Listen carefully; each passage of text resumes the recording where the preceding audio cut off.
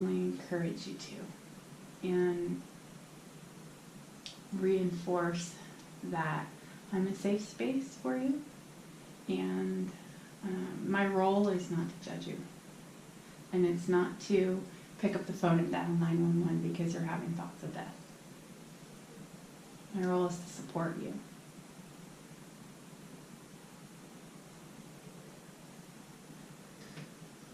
Is it going to, like, make it worse for me to get my baby? No. The things that you and I talk about here in my office are confidential. The only exception to that would be if you intend to harm yourself or somebody else, and if I feel that it is an imminent threat to safety of you or someone else.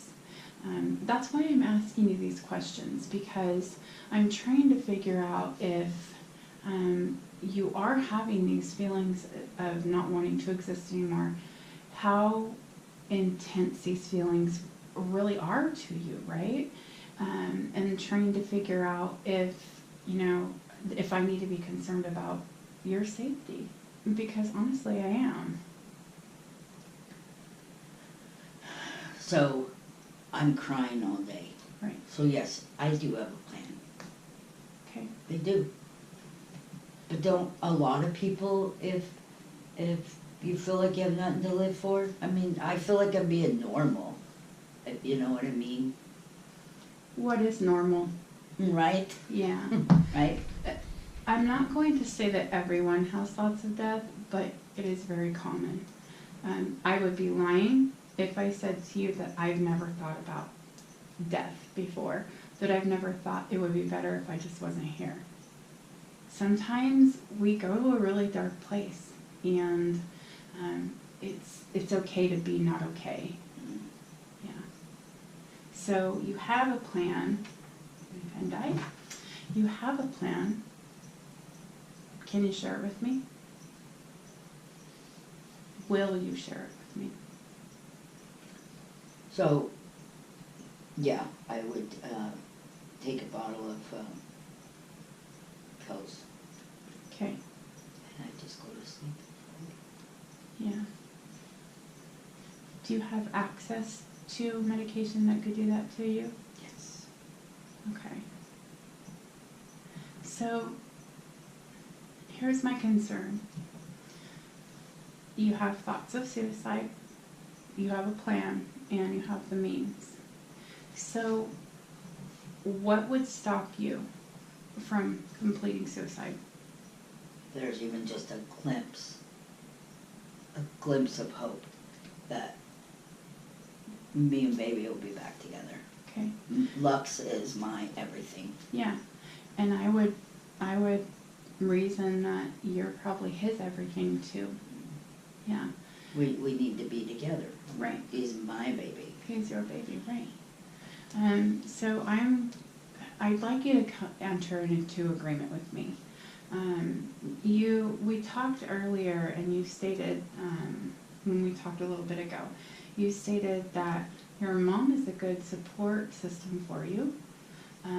So I'm wondering if maybe before you leave today, we could call your mom together and talk to her about coming over and either removing the pills from your home or locking them up and not allowing you to have access to them.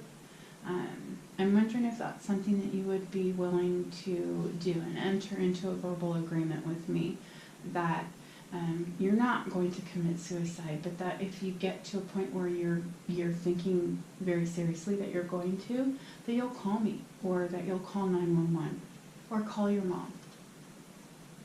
Does that sound reasonable to you? That sounds reasonable. Okay, good. Thank you. Thank you for allowing me to work with you on that. But I want to get back to Lux. So the reality is, getting Lux back isn't going to be easy. I'm not going to lie to you, but that doesn't mean that it's not possible. So I've got some resources. In fact, I've got a resource list here if you're interested in it. that it's got a list of names of some social workers that you can call that can kind of guide you through the system, so to speak, the system. Okay. It's got a list of attorneys that would be appointed by the courts to help you with your case, to help you. For me, For not you. They would, them. No. Okay. These attorneys are appointed by the court to help you, Get baby. to help you get Get baby baby legs back. Yeah. It also has some community resources. So, you didn't really talk a whole lot about work, but I'm just going to make an assumption, and please correct me if I'm wrong, that if you're having difficulty focusing at work, that you're probably missing some time as well. If you're having difficulty getting out of bed, I think a reasonable person could assume that you would be having a difficult time going to work. I am. Okay. I don't like to share everything because, like I said earlier, it's because I want my baby boy back, Yeah. and so that's why I was like scared, because I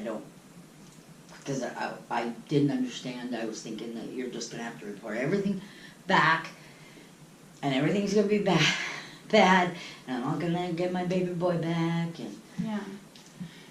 And that's very real, and I can understand you're being scared. I would be scared too if I were in your position.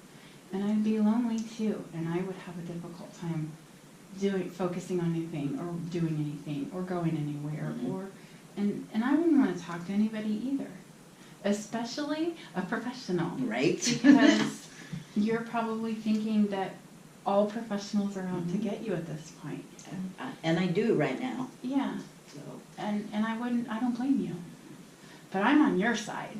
thank you. I'm here to support you and give you these kinds of resources so that together we can team up and tackle this list of people we need to call, right? So, as I was talking about, it's got some community resources on here as well.